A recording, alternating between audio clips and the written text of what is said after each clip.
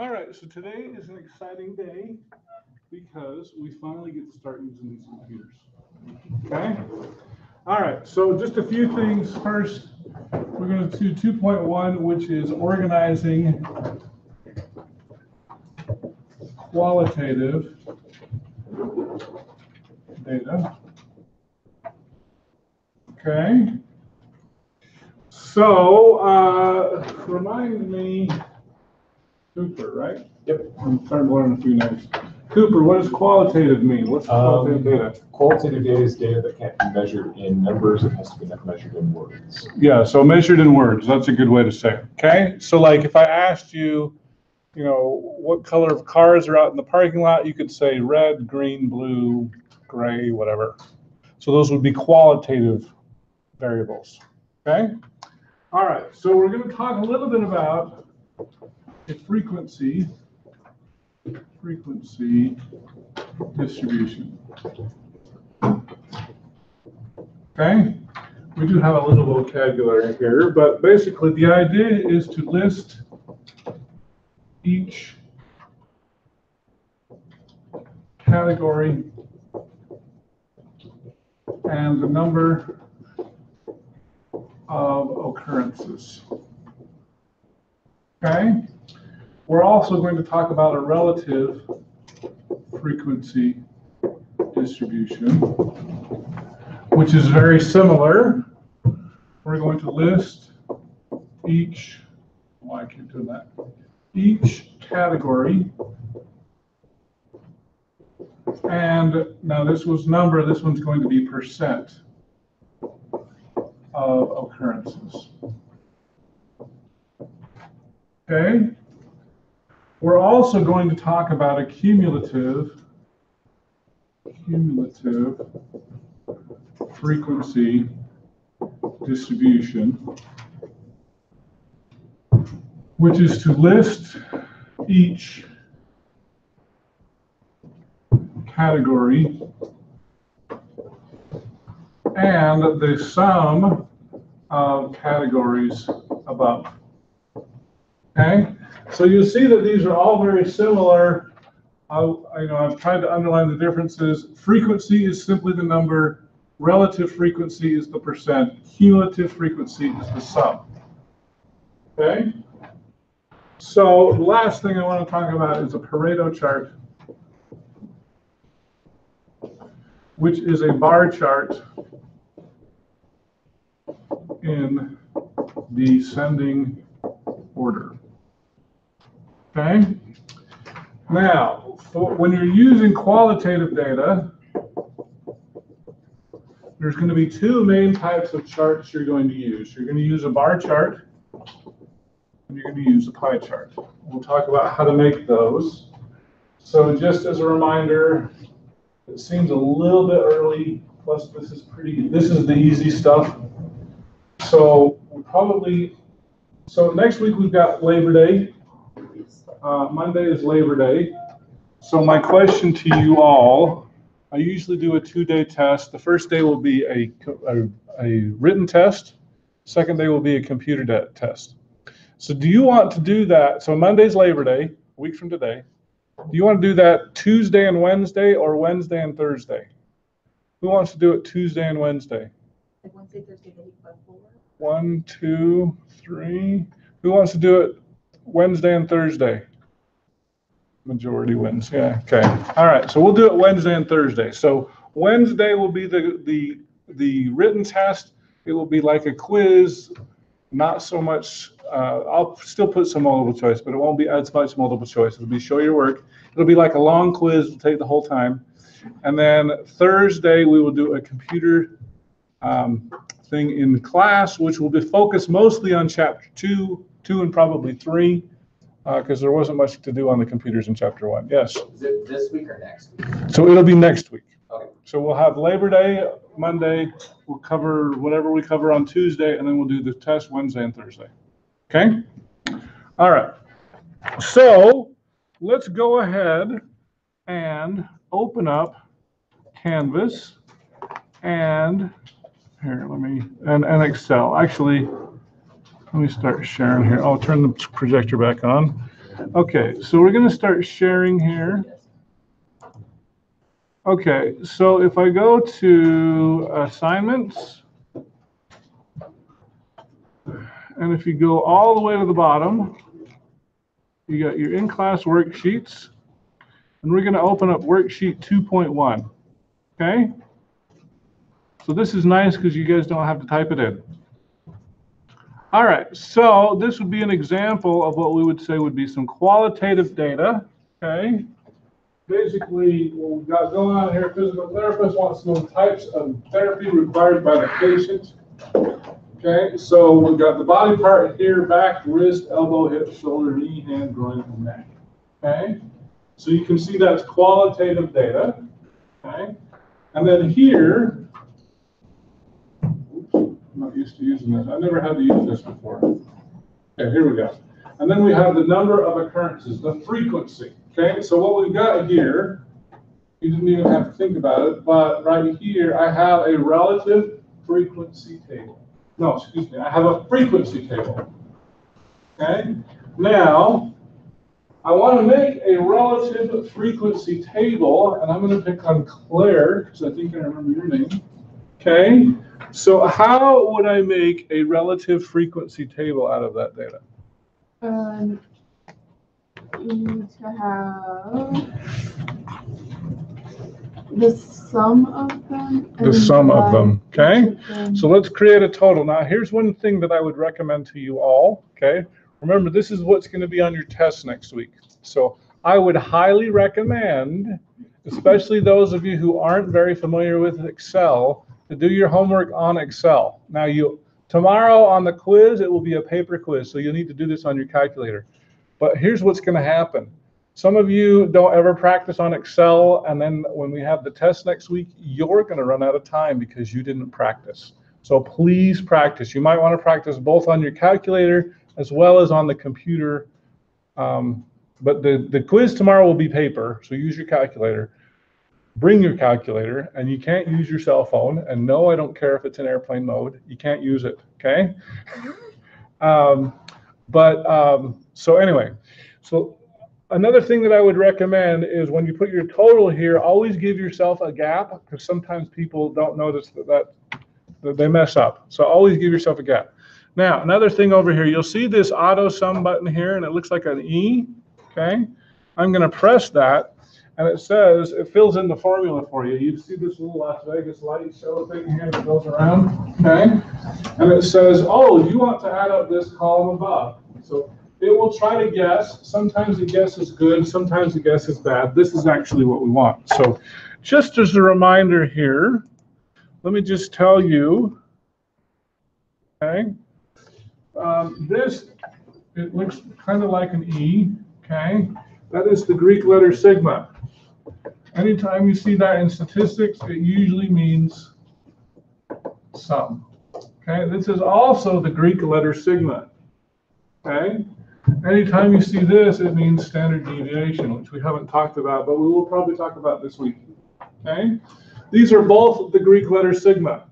This is capital S, this is lowercase s in Greek. So if it looks Greek to you, it is, okay? All right, so anyway, capital S, lowercase s, okay? So even Bill Gates knows that, that's why he puts that in Excel. All right, now, all right, so we've got our total here. Oh, actually, before I do that, let me stop sharing. Okay, another thing that I want to just let you guys know. What I'm about to teach you now is actually a little Excel. We have relative references, and we have absolute references. Okay? Now I'm going to put a $ through the S on absolute reference. Okay? Now relative reference means it changes when you copy. And the absolute reference, you're going to press the key F4. It's going to put in $, and it means does not change.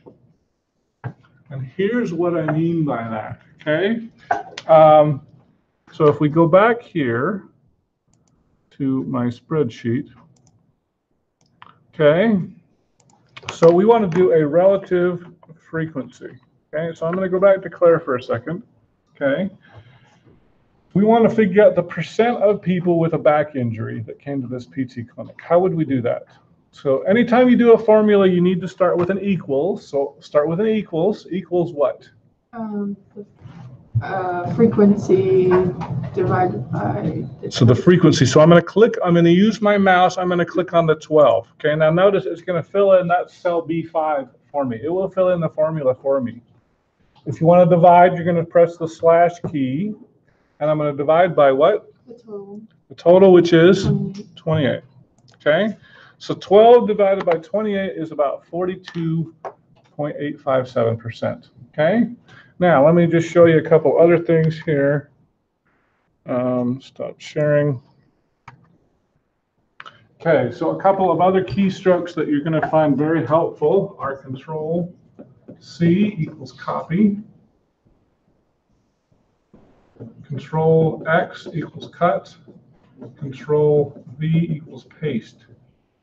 Okay, now you'll notice on your keyboard, those three letters are all next to each other on the bottom row of your keyboard. Copy, cut, and paste. A couple of other things, Control Z equals undo, and Control Y equals redo. Okay. You may find those helpful, especially, so I'll show you right now. In fact, we'll do a copy here, okay? So, okay, so I've got this formula here. If you click on it up here, you can see here that it says B5 divided by V15. That worked out perfectly. So what I might want to do is I might want to press Control C to copy, and it does this little Las Vegas thing, okay? And then with your mouse, you can highlight all of these other cells down here, and you can press Control V to paste. The problem is, it says division by 0, right? As you look at all these formulas here, why am I not seeing the formula up here? Okay, this says B6 divided by B16. Well, B16 is blank. Whereas this one up here, it says B5 divided by B15. So the problem is, I want the B15 to be an absolute reference, okay? So as I'm entering my formula, I'm going to press the F4 button, and it's going to put those dollar signs in there. Do you see that? Okay. So B5 is a relative reference. B15 is an absolute reference. I want the B15 not to change. And so now, when I press Control C, and then if you don't like to use the mouse, if you go down one, and then you hold the Shift key down and you use your arrow key, now you can right click and you can say paste. What happened to my formula here? You did paste instead of just holding it down, letting go. Control C, Control V. Oh, that's what, I didn't use my keyboard shortcuts. Control V to paste, okay? All right, so now, this is acting a little differently than it normally does. Anyway, what should this add up to if I did it right? Should it add to 1 or 100%? If I add that up, it adds up to 1. Yes? Sorry, I missed a step. How did you get it to do the right equation? Okay, so if I go here, I've got B5 divided by B15, right? I'll make that a little bit wider. Okay? So once I've got that, I'm going to press Control C. I'm going to highlight these where I want to paste it, and I'm going to press Control V to paste it. Okay? Another thing that you can do, so you've got B5 divided by $B, $15. You have to press F4 to put the dollars in. Okay? Now, another thing you can do, well, I'll do this again. Okay? All right. So is everybody with me so far? Okay, so now, so we've done a frequency distribution, that's column B. We've done a relative frequency distribution, that's column C. We're going to do a cumulative frequency distribution, which is the sum of every category above, okay? So if I do cumulative frequency, okay, now there's nothing above the backs. So I'm just going to press equals B5, which equals, just click on the 12, okay? Now, in this case, I'm going to add the wrist plus the back, okay? Now, some of you may want to use this one, but you want to use D5 plus D6. Does that make sense? Okay. So 12 plus 2 is 14. Now, if you don't want to do the Control C and the Control V, notice I've got a white cross here. If I put it right on the corner, not on the edge, see that's 4 arrows, but if I put it right on the corner, it turns into 4, just a little cross there, a black cross. If I double click, it will copy and paste for me, okay? Now, if I've done the cumulative frequency distribution correct, this 28 here should add up to the same thing as that 28 there. Why can't I don't like this? I liked it when you could just touch it before, okay? So that 28 and that 28 are exactly the same, okay?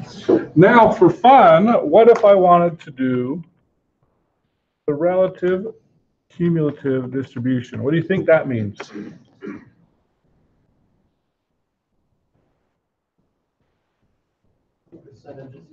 We're going to do the percentages this time, okay? Tell me your name. Colin. Colin? So Colin, what would I do for the first formula? It would just be the same as relative frequency. Yeah, so the 42%, right? Now the second one's going to be a different formula. What do I do now? It would just be like the same thing. Equals. Relative. Right, so I'm going to click on what? So click on the one right above you. The one above me, plus. Divide it, plus, oh yeah, plus the, what is that, B6? Plus the 7% here, the wrist percent. Divide that by the total. Okay, no, just add them up. Just add them up. Yep, you don't have to divide by anything. We're just going to add them up. Okay. Now, when I click and drag this down, what should it add up to? What should the last one add up to? 1. Cool. Okay, now let me show you a mistake that sometimes people do. I'll go back to here. Sometimes they'll say, well, 2 plus 12 is 14, and they'll say, oh, that's right, right? 2 plus 12 is 14. Then they will copy this formula down. It doesn't add up to 28, does it? Okay, so make sure you're doing that formula properly. How do I undo? Control Z. Okay, now it's back. Now it's correct. Okay? Yes? Could you show me the cumulative frequencies? The cumulative frequency is going to be this 2 plus that 12. D6 plus D5. That's the same throughout the whole thing. And then, yeah, that second one I can copy down. Okay? Yes? Can you show the relative frequency, how you like did that copy and paste thing? Okay. So I'm going to take this 12. I'm going to divide by that 28. I'm going to F4 the second one because I want the second one to be an absolute reference. Are you with me? I'm trying to get there.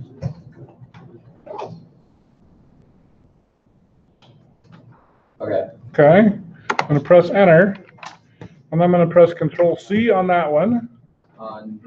The one I just made, the 42%. I'm going to go down 1. I'm going to hold the Shift key down, and I'm going to highlight all the way down through the neck. And then I'm going to press Control V to paste. Oh, okay. Okay. Okay? All right. So do you understand frequency, relative frequency, cumulative frequency, and relative cumulative frequency?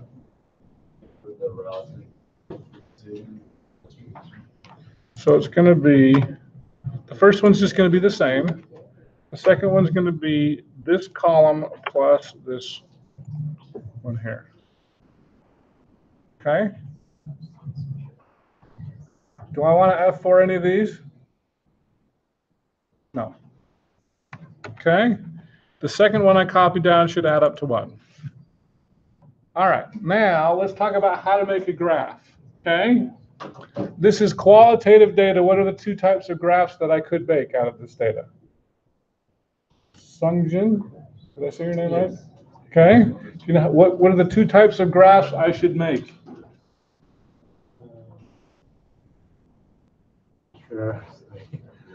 A pie graph or a bar graph, okay? So here's how you do that. I'll show you how to do a bar graph first. Okay, when you're making your data, make sure that you highlight the headings in here. So include body part in here, okay? You're going to go to Insert. You're going to go to click on this one here, and you're going to go to 2D column graph, okay? Now, that's got a bad title, right? And I don't know what the numbers on the side mean, right?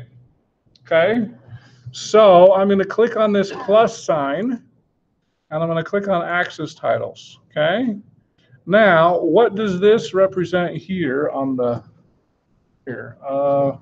Who can I pick on? I don't know anybody else's name. Tell me your name. Harrison. What does this represent? The numbers on the side there, what does that represent?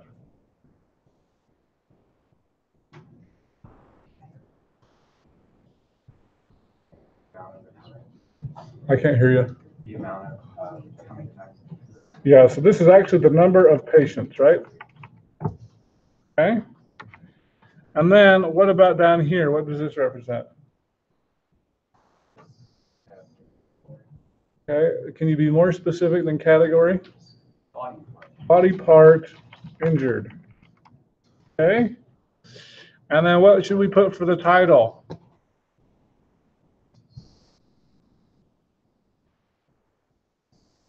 Visits to PT clinic or something like that. Okay. That makes sense? Okay. Now, this is a bar graph, right? What is a Pareto chart? Tell me your name. Jake, what's a Pareto chart? No idea. You don't have any idea? Probably a bar chart in descending order. A bar chart in descending order, like I'm trying to help you out here. All right, bar chart in descending order. Okay, so is this in descending order? So all I need to do is if I highlight all of this stuff, now this might mess up my formulas, but we'll fix that in a minute, okay? So I can go to data, and then I can sort, and I don't want to sort by the first column, I want to sort by the frequency. And I want it to be largest to smallest, descending order, okay? So I will press OK, and now look at that. Now my bar chart is sorted in descending order. Did I mess up any of my formulas? Surprisingly, no. Sometimes those will get messed up. I'm really surprised that didn't get messed up. Yours did? So you just had to fix your formulas if it got messed up. My last class it got messed up, but this one it didn't. I don't know why. Yes. Column to sort by? I can't hear you. Did you choose a column to sort by? Yeah, so when I highlight it here, I'm going to press Control Z. Okay, now it's just a regular bar chart again. Okay, I'm going to highlight, including the headings here. Data, sort. Then you sort by, if you pick on the frequency column here, largest to smallest. Now it sorts it. Okay, so I've just turned a bar chart into a Pareto chart, just lickety-split. Okay, now let's pick on, tell me your name. Taylor. Taylor. How do you think I would create a pie chart? You just go to like insert and then. So we'll just do the same thing here, okay? Insert. The pie chart. Okay, now by the way, I forgot to mention something very important here. Notice it has a 2D and a 3D, okay? Never, ever, ever, ever, ever in my class ever do a 3D bar chart, a 3D anything, okay? It's always 2D, okay? So I'm going to do a 2D here. Now, by the way, notice it's nice in the fact that it's got a nice legend here. I'll make this a little bit smaller. Now we can see him here. What should we put for our title? What do you think, Taylor? Breakdown of.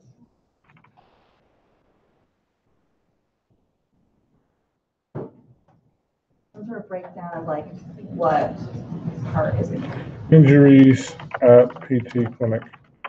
Okay? Or you could have put the same thing as is on the bar. Okay? Okay, so these are going to be on your test next week. I'll have you hand draw them tomorrow on the quiz. Okay? But yes, these will be on the test. So make sure that you're practicing these on Excel so that when the test comes next week, you don't run out of time. Because that's the biggest problem on the first test is people don't practice because I don't make you turn it in. And then all of a sudden you're like, oh, I'm out of time. And I'm like, sorry, I got another class. Because we only have till 10. Okay? Now, the first couple of tests I will have in here, maybe 2 or 3. After that, I'll put them in the testing center, and then you can spend 8 hours on them if you want. But we'll only get an hour here. Yes? Does this work about the same as the Google chart, I think, or Google Sheets, because I don't have that. Does it work the same as Google Sheets? Very similar. Most things are very similar. There's a few little subtle differences. However, here's what I'm going to say. The testing center and in here is all going to be in Excel. So you can get a free copy of Excel through, because you're a student here, just talk to the help desk and they will help you download it. So yeah, I mean, you can use Google Sheets, but the tests, all the tests are going to be in Excel. So I'd recommend keeping it with Excel. Hiram, did you have a question? I just meant, you mentioned I can always download it. Remember where it was on technology services on the. You just call the help desk. They'll help you find it. Yeah. Yeah. All right. So any questions on that? Yes. How did you get the body part, injured part in there again? The body, so on the Bar graph. on the bar graph. Body part. Oh, so if you click on this green plus sign, make sure you have access titles checked. And then you can just change whatever it says there. Okay. Okay? All right, now really quickly, 2 sets of data. This is an interesting thing that people don't notice. Okay? Let's say I wanted to make a bar chart out of this. This is comparing 1990 versus 2006. Okay? So, oh, I already forgot your name. Josiah. I was going to say that.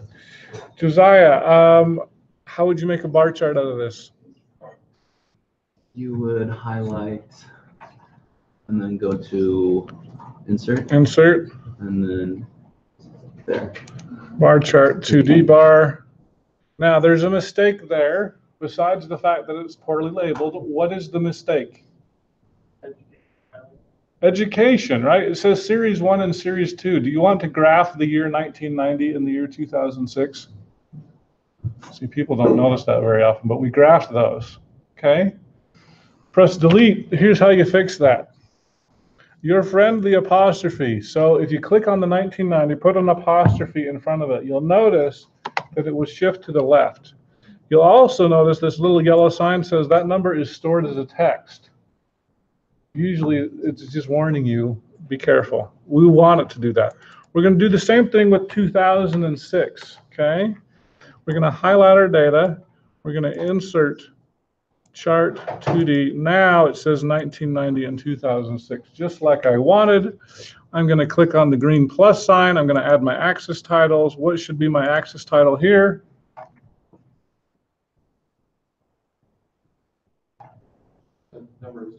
Number of students. And down here,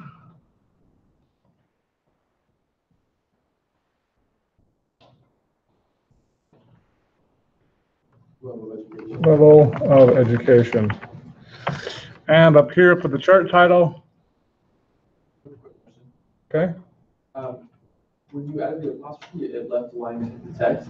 If you just left line the text, would it not make it a number value? But like it would not make it a number now. Yeah, you have to put the apostrophe there. You have to do it for it to be a text value. Before it to be a text value. You can't just, yeah, you can't left justify. That's what he was asking. You can left justify, but it'll still treat it as a number. So put the apostrophe in there. Finally, the last title here, 1990 versus 2006. Okay. All right. Now, so that's qualitative data. Okay. We're now going to talk about quantitative data. If you want to save that, you can. Let me stop sharing for just a minute. So we're going to move on to 2.2. 2.2, which is organizing quantitative data. Okay? And quantitative is the thing. We're going to create what's called a histogram. It's like a bar graph, but, okay, number one, it uses numerical categories. Okay? And I'm going to add a thing here. They must be equally sized. Okay? Number two, the bars must touch. And number three, what am I not remembering? Oh, use 5 to 7 categories. Okay, now let me just say this. You can use as many categories as you want, okay? I'm not going to give you 100,000 pieces of data, okay? I want you to use 5 to 7 categories. Now, by the way, I should mention, I forgot to mention this in my other class. There is a histogram maker. I do not want you to use it on the test. I know it's there. Don't use it, okay? Because it does a lot of goofy things a lot of times, okay? So let's just create a histogram here. Go to, I hate this thing. Why is it doing that? So go back to here, open up worksheet 2.2. Okay. Now, we've got some data. These are the lunch arrivals at Wendy's every 15 minutes. Okay, I've got it in 3 columns here. I'm going to show you a couple things. Number one, I need it all in a single column. So I'm going to highlight columns 2 and 3. I'm going to press Control X to cut. I'm going to go down to the bottom here, and I'm going to press Control V to paste. Okay? Or another way to do that, I'm going to highlight this. If you go to an edge like this one here, notice how it has the 4 arrows. It'll do that all in one step. Cut and paste all in one step. Okay? Now that I've got it in a single column, I'm going to Data, and I'm going to sort it ascending order. Okay? So you can see that this goes from 1 to 11. Now, I want you to use 5 to 7 categories. If I go 1s and 2s, 3s and 4s, 5s and 6, am I not sharing? Oh, I am sharing, good. 5 and 6, 7, 8, 9, 10, 11, 12. I know you stop at 11, but we have to keep those equally sized. That's very, very important. So I've got 6 categories here, okay? So we're going to make, first, before we make a histogram, we have to make a frequency distribution. Question? Why Control X, Control V? You need to make sure you enable editing. Yeah, you got to enable. Oh, look at that. Thank you. Oh, yeah. And oh, by the way, let me just mention something else here really quickly. Down at the bottom, you'll notice I've got 3 tabs here. Okay. On the test, you'll probably have 5. Almost every test on the first test, somebody either makes 1 of 2 mistakes. They do the first problem and think they're done really fast, and then they ignore the rest of the test. Okay. Make sure you're looking at all the tabs down here. Okay. Do all the problems. The other problem that people do is they upload a blank test. I can only grade what you've submitted. Okay. So please don't be that guy. Okay. All right. So we've got these sorted here. So I'm going to create some groups myself. I'm creating numerical categories as opposed to qualitative categories. Okay. So what I'm going to do is I'm going to create 1 to 2. Now, by the way, before I press enter, you're going to get really irritated with Excel because I want a group of 1 to 2, and then you press enter and it says January 2nd. And you do 3 to 4 and it says March 4th.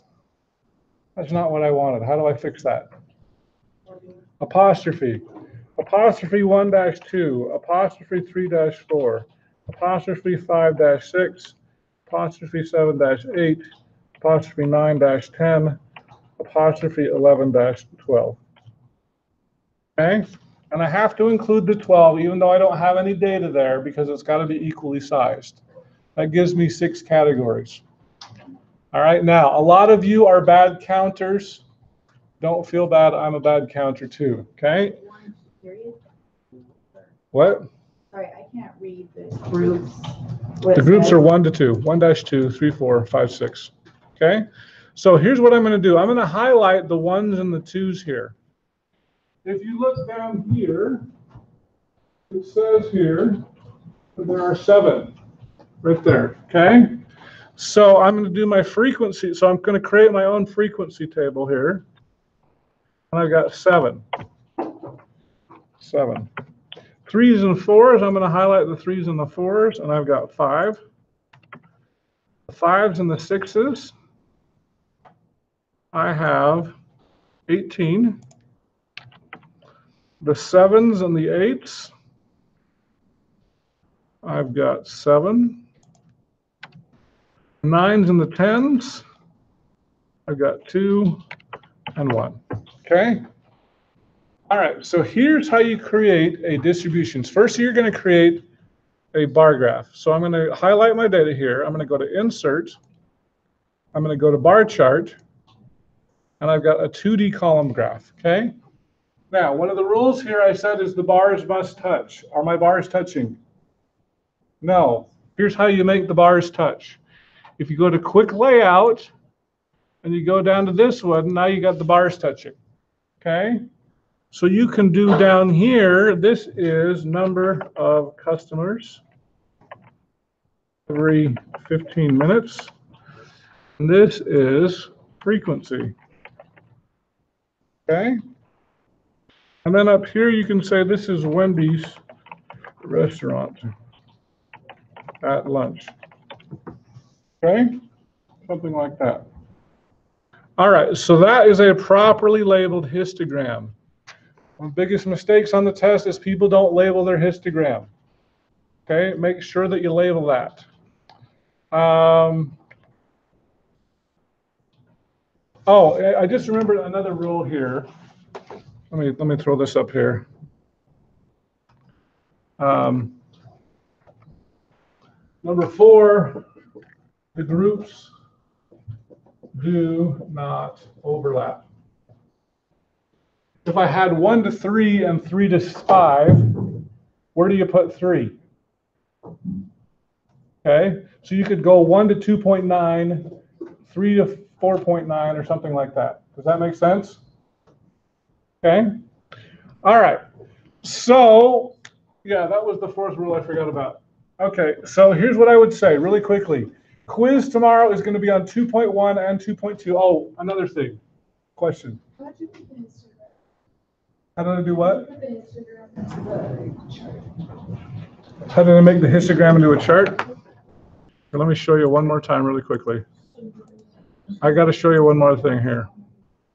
I just remembered. Okay, so if I go here to Excel, I highlight my data, insert bar, 2D bar, then you go to Quick Layout and you pick that one right there. Quick Layout, that one right there. Okay, did you see it? Quick Layout, 3rd row, middle column. Okay, last thing that I just want to mention before we go. Okay, the idea here is the reason why we're doing a histogram is we want our, hopefully we get something that looks nice and symmetric. Okay, we may or we may not. We may get something that looks like this. Okay, this would be what we would say is right skewed. This here would be left skewed. Okay? You may get something that looks like this. That's what we would call bimodal, or it could be trimodal, something like that. Okay? Or you may get something that looks like a big, mostly like a rectangle. That would be what we would call a uniform distribution. Okay? So as we look at our graph here, let me just look at our graph. I hate this thing, go away.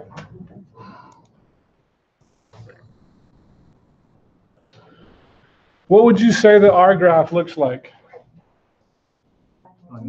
Yeah, probably a little bit bimodal here. We've got a hump here, we've got two humps basically. So we'd probably say that was bimodal, okay? So on your homework, you'll be describing your graphs. So quiz tomorrow, paper quiz will be on 2.1, 2.2. I may or may not have you draw some graphs, but make sure you know the difference between frequency, relative frequency, cumulative frequency. Yes? It's, if you want to save them, you can, or you can just throw them away, that's fine, okay?